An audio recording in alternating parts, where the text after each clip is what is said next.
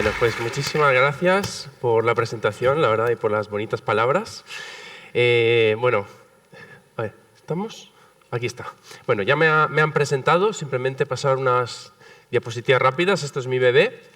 Desde el 2009, digamos, después de un viaje inspirador en el sur de México, me di cuenta que había una naturaleza increíble que teníamos que proteger. Yo venía de la ingeniería mecánica y me di cuenta que existían metodologías para incluir los criterios ambientales en la forma en que diseñamos productos y servicios. Es decir, a mí me habían enseñado a construir productos, pero nunca nadie me había dicho cuáles eran los efectos de estos productos. Entonces, bueno, de ahí nace este proyecto. La verdad que de los principales trabajos que hacemos es en tema de divulgación. Yo creo que hoy es el típico ejemplo de cómo ciertos conceptos se tienen que ir permeando a las grandes empresas, y yo creo que hoy el ejemplo de las charlas que hemos tenido ha sido muy inspirador. Tema de desarrollo metodológico y tema de asesoría y exploración. ¿Por qué le llamo exploración? Bueno, a diferencia de investigación que se hace con un microscopio, yo intento hacer una conexión de puntitos, ¿no? Que es más parecido a entrar en la selva con el machete, ¿no? Sé que no es muy ecológico, pero bueno, metafóricamente me entendéis, ¿no? Es decir, conectar disciplinas que hasta ahora han estado un poco lejos. Bien, aquí hay unos clientes, pero bueno, esto no es importante. Lo importante es que empecemos a hablar de circularización. Cuando estábamos con los organizadores planteando el título, pues dijimos, bueno, vamos a hablar de circularización. Entonces, ¿circularización qué es? Bueno, estaría bien saberlo antes de empezar a hablar de esto, ¿no? Yo creo que es un proceso, ¿no?, en que nosotros aplicamos la economía circular a la forma en que diseñamos productos, servicios y negocios. Bueno, os vais a quedar así porque no voy a explicar más, es decir, lo voy a explicar a continuación. Lo que sí puedo decir es que la economía circular, por ejemplo en España, donde yo trabajo desde hace unos 10 años, así, el tema es que la gente está buscando unicornios. Entonces, ¿qué son los unicornios? Un animal mítico, un bicho extraño que está por ahí, ¿verdad? ¿Alguno de vosotros lo ven alguna vez? Los sábados, ¿no? Por la noche. Bueno, desafortunadamente me tengo que hacer unas preguntas retóricas, así que no lo tomáis a mal, ¿verdad? Me tengo que autocontestar. Bueno, los unicornios son empresas o startups que valen más de 1.000 millones de euros, ¿no? Desafortunadamente no estamos todavía en esto, ¿vale? Porque la economía circular no está tan fácil todavía, ¿vale? Yo más bien creo que es algo parecido a esto, ¿no? Estamos en un barco pirata, si puede ser. Entonces estamos en un barco navegando y hay una tormenta, hay una tempesta muy fuerte, también culpa del cambio climático, como sabemos, y al final nos estamos dirigiendo hacia un lugar que no sabemos bien dónde está y ni cuándo llegaremos, ¿vale? Entonces, ¿esto por qué pasa? Bueno, hoy se ha hablado mucho de la incertidumbre. Yo creo que para mí es un tema que todos compartimos a pesar de nuestras diferencias culturales de edad y de background, ¿no? Y creo que lo que sí tenemos es que, por un lado, tenemos información y tecnología como nunca, pero por el otro se nos han venido abajo lo que son los patrones culturales, sociales, económicos, religiosos y sexuales. Podemos añadir algunos más, ¿vale? Es decir, que estamos muy perdidos. Y estamos muy perdidos porque el mundo que vemos es un mundo que nuestro cerebro, sapiens sapiens, no es capaz de procesar correctamente, ¿vale? Entonces, ¿cuál es lo interesante que podemos hacer? Bueno, tratar de prever lo que va a pasar en el futuro para ver cómo nosotros nos adaptamos ya ahora mismo. El crecimiento demográfico, vamos a ser 8.000 millones en el 2030, va a haber un aumento de consumidores de clase media de hasta 3.000 millones casi. Entonces os pregunto, ¿qué hacen los consumidores de clase media? Pues consumen, me tengo que autocontestar, ¿verdad? Entonces, para que le demos el título de consumidor de clase media, tienen que consumir, ¿verdad? Bien, seguimos. ¿Esto a qué nos lleva? Este consumo que tiene que aumentar. Bueno, a un aumento de demanda de energía hasta un 50%, de agua hasta un 40% y de alimentos hasta un 50%. Es decir, que el mundo está hambriento por recursos. De hecho, se calcula que por cada 1% de PIB que sube la economía, sube el aumento de consumo de recursos de 1,4%. Es decir, que a nuestro desarrollo económico está tremendamente ligado a lo que son el consumo de materiales, ¿vale? Bien, entonces yo creo que esto ya lo sabemos, lo hemos visto esta mañana también. Damos un paso atrás y vemos, bueno, pero estos recursos, ¿nosotros cómo satisfacemos las necesidades? Entonces vamos a ver cuál es nuestra relación con el capital natural, con lo que nos rodea. Bueno, es una relación de este tipo.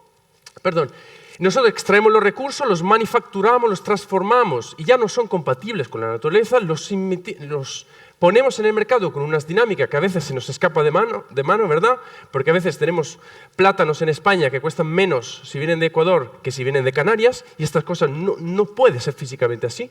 Y nos encontramos finalmente que con toda esta abundancia de producto con que nosotros metemos en el mercado, realmente nos encontramos que el problema de los residuos, ¿vale? Entonces, al final, yo como buen ingeniero industrial veo estos GIFs y me sentaría aquí con Gabriela y me quedaría horas, ¿verdad? Es bonito. Es decir, nosotros hemos estado optimizando un sistema en los últimos 200 y pico años que optimiza esto. Entonces yo os pregunto, ¿es importante que a la gente le guste la cava, el vino, o no es importante?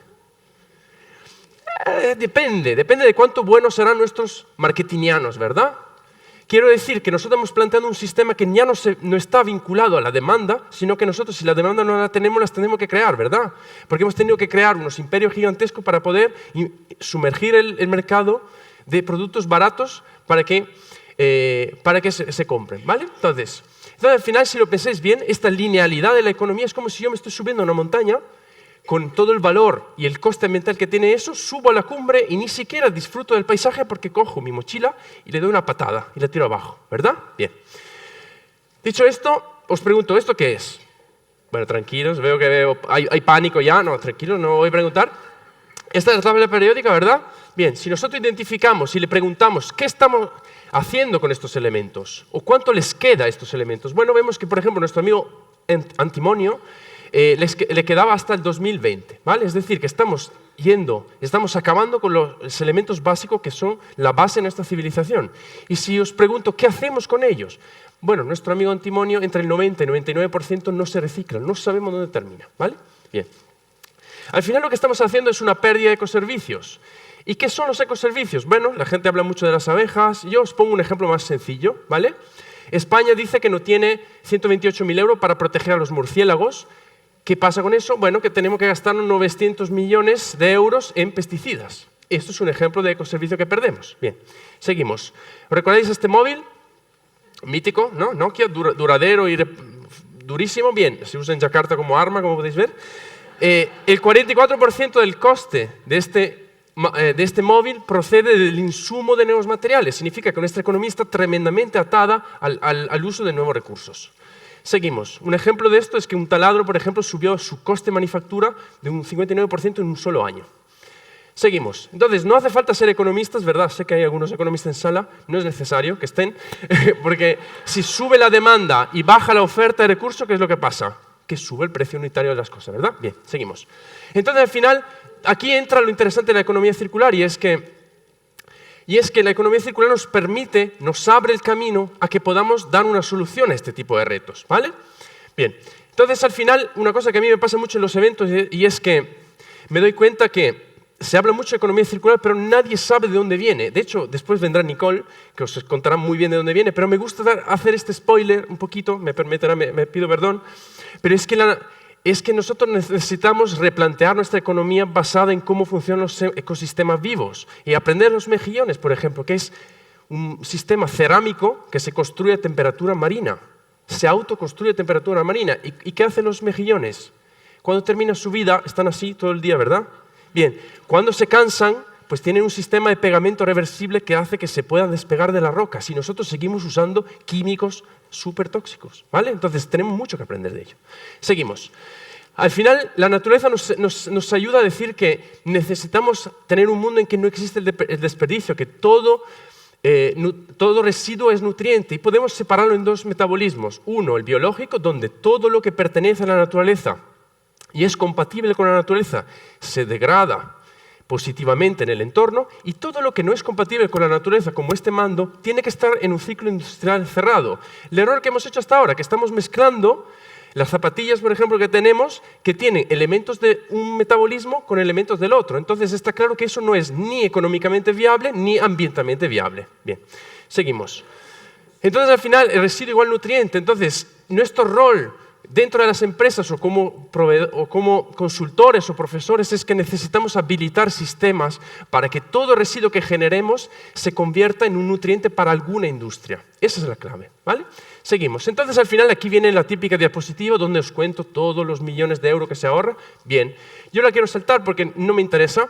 A mí me interesa más preguntar ¿Por qué hacemos las cosas? Y aquí es un tema que para mí es un tema que me mueve mucho. Es decir, nosotros estamos aquí hablando de esto, de lo otro, de sostenible, pero realmente ¿por qué hacemos lo que hacemos? Y esa es una pregunta incómoda que tenemos que hacernos, porque si no, nosotros solo queremos tener un sistema más eficiente, pero sin entender por qué tenemos este sistema, nunca vamos a encontrar una solución, porque esto no tiene solución, ¿vale? Entonces, al final, yo también lo que os lanzo ahí como provocación y aquí está ese rol de las empresas, que también tienen que entenderlo, y tienen que hacerse ellas también unas preguntas incómodas, y es, si la gente estuviera más feliz con lo que tienen, y con lo que tienen alrededor, con su pareja, con su familia, o con ellos mismos, consumiríamos muchísimo menos, y esa es una realidad. Si nosotros fuéramos más felices con lo que tenemos, necesitaríamos muchísimo menos, ¿vale? Bien, seguimos. Y al final, entonces, ¿cómo lo hacemos? Bueno, vamos a ver en la práctica cómo podemos bajar esto. Primero podemos aplicar un diseño circular, se habló anteriormente, y en este caso quiero traer un packaging que está hecho con hongos, ¿vale? Entonces, en vez de tener poliestireno, tenemos hongo, que es compostable.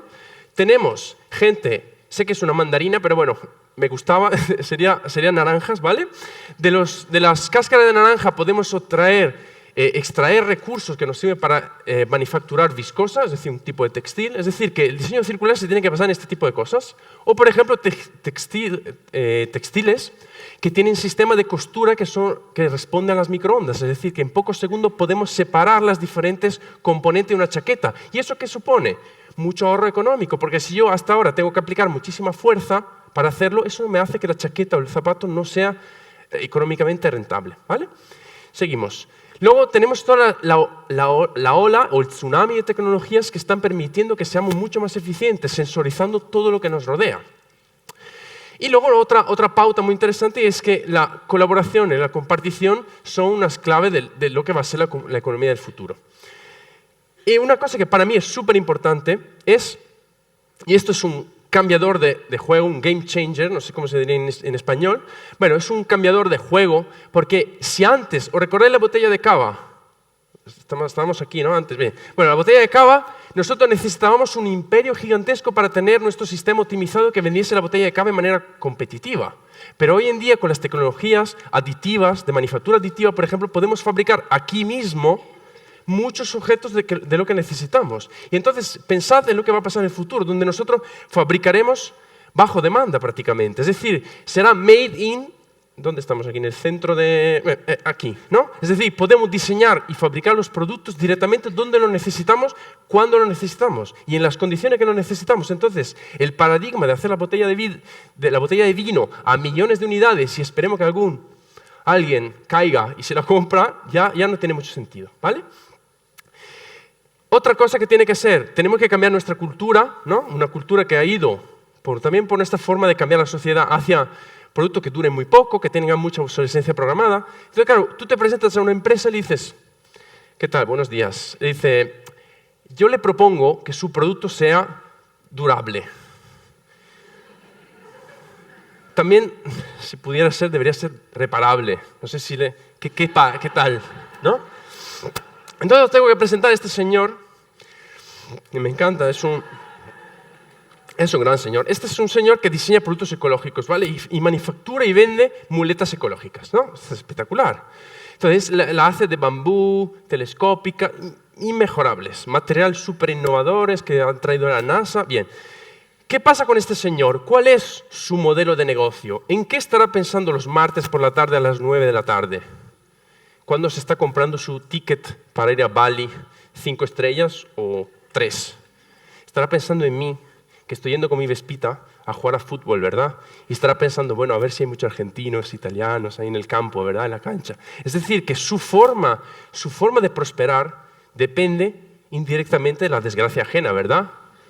Bueno, es una provocación, pero ¿me entendéis? Es decir, que nosotros hoy en día tenemos un sistema basado en que yo vendo unidades. Entonces, de alguna manera te tendré que hacer lo posible para que tú me compres lo que sea, porque yo tengo este stock de cosas que tengo que vender.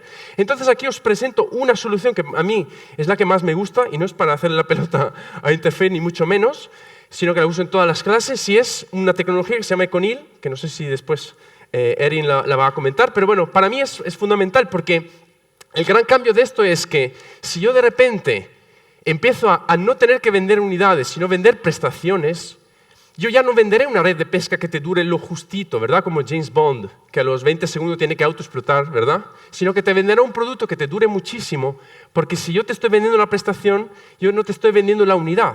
Entonces, de alguna manera, cuando tú me devuelvas esa red de pesca dañada o rota, yo te daré directamente una nueva. Además, creando emprendimiento local. De hecho, en Europa o en Turquía hay gente que está pescando redes de pesca porque es más rentable que pescar el pescado. ¿Vale? Entonces, yo estoy creando un mecanismo en que las empresas están alineando sus intereses con los intereses de la humanidad. En vez de cobrarte por los kilovatios que te vendo, yo tengo que cobrarte por los kilovatios que ahorras. Y eso es el cambio radical que tenemos que hacer. Y para mí la economía circular es interesante porque nos permite esta nueva configuración. ¿Vale? Entonces, al final lo que me gustaría compartir es que al final las empresas tienen que asumir este tipo de cuestión y tomar el liderazgo y entender que realmente su rol en esto es de ser las tractoras las que son capaces de llevar este modelo a la realidad. Y sé que hay muchas empresas, luego veremos algunas, y hay muchos casos en el mundo que están siendo verdaderamente pioneras en estas cosas y la verdad que están liderando un nuevo cambio. Y al final me gustaría dejaros con una frase que a mí me gusta mucho, y es que de Andrés Gide, que si no tenemos el valor de dejar la costa, es decir, la orilla o el puerto seguro desde el cual salimos, durante un largo periodo de tiempo para aventurarnos en la mar durante un rato, nunca descubriremos nuevas tierras, ¿verdad? Y entonces, bueno, espero que esto os haya de alguna manera convencido a embarcarnos, espero que sí. ¿Vale? Os agradezco por la atención y muchas gracias a todos.